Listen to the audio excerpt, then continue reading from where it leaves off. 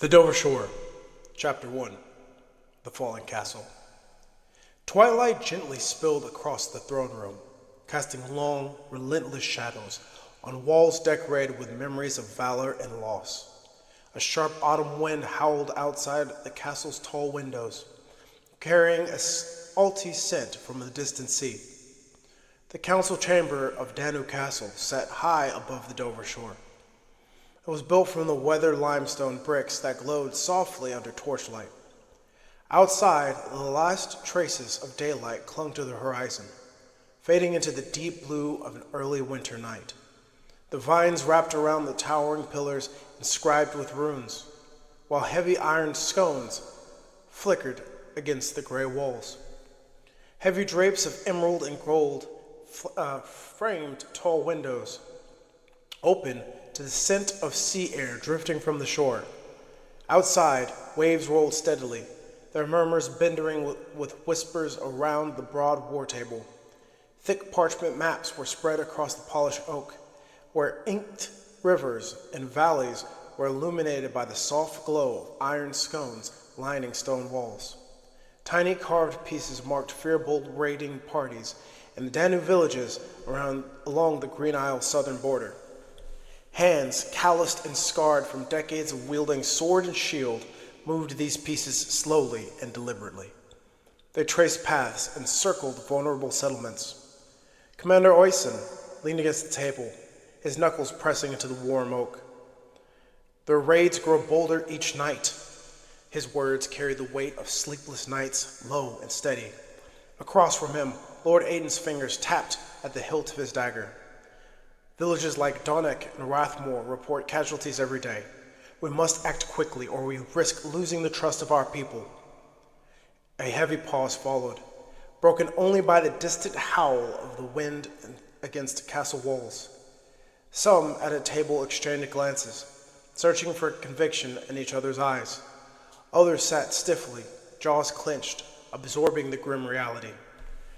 Lord Brendan exhaled sharply and leaned back in his chair. If we ride out, if we face them head on, his tone was sharp, but the flicker of hesitation in his eyes wasn't unnoticed. Oysten's fingers slightly curled over the edge of the table. Then we do something that knowing that the longer we wait, the stronger they become. The murmurs grew louder, with the faces etched with worry as they turned towards Queen Bridget, seating at the head of the table. She stayed still, her slender fingers resting lightly on the arms of her chair, carved from ash and silver.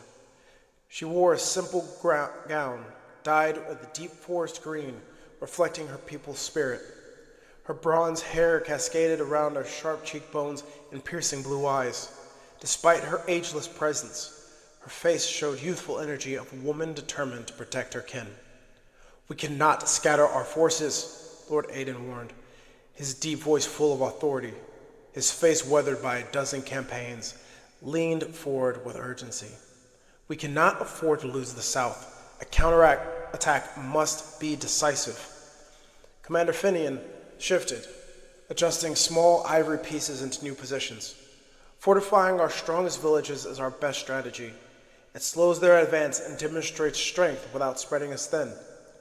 Bridget listened carefully, her eyes quietly scanning their worried faces.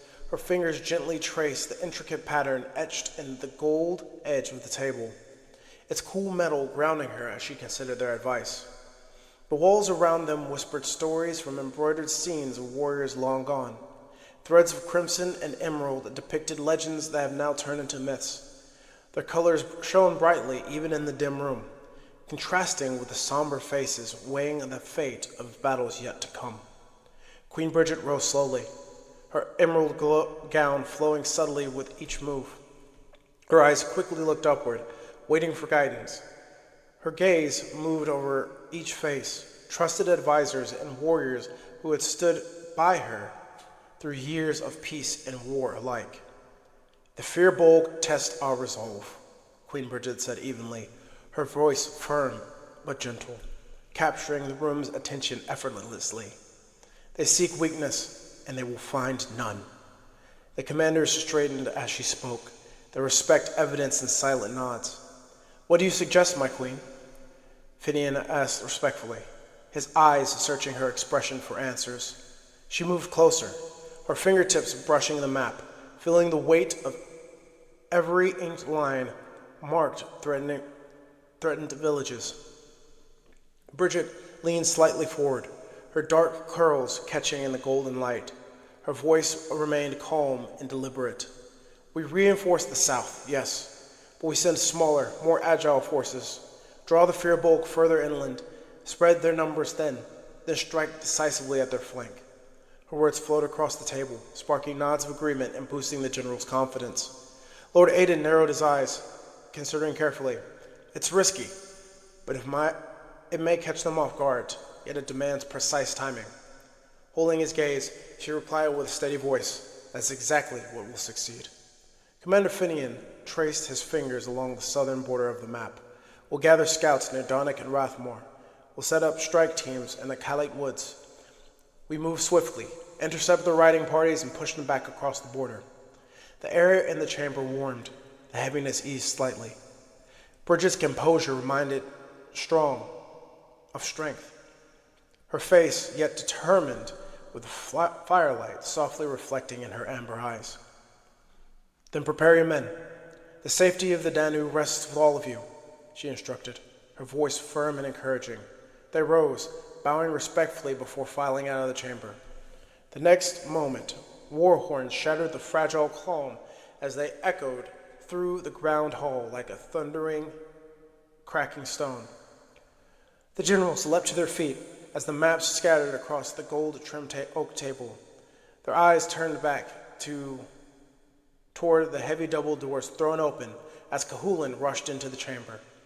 Sweat gleamed on his brow, and where the strands of auburn hair clung to his forehead, damp from dread. "Mother!" Cahulan's voice cracked, his fear choking his breath. His chest rose and fell beneath armor, still specked with the mud from the ride, his eyes white with terror. "We need to get you to safety." "Cahulan?" Bridget's gaze sharpened, her body stiffening as the tension filled the air between them. "My dear, what has happened?" "Firbolg," Cahulan gasped, wiping sweat from his cheek. His darkened eyes with fury and panic intertwined. "They've breached the main gate.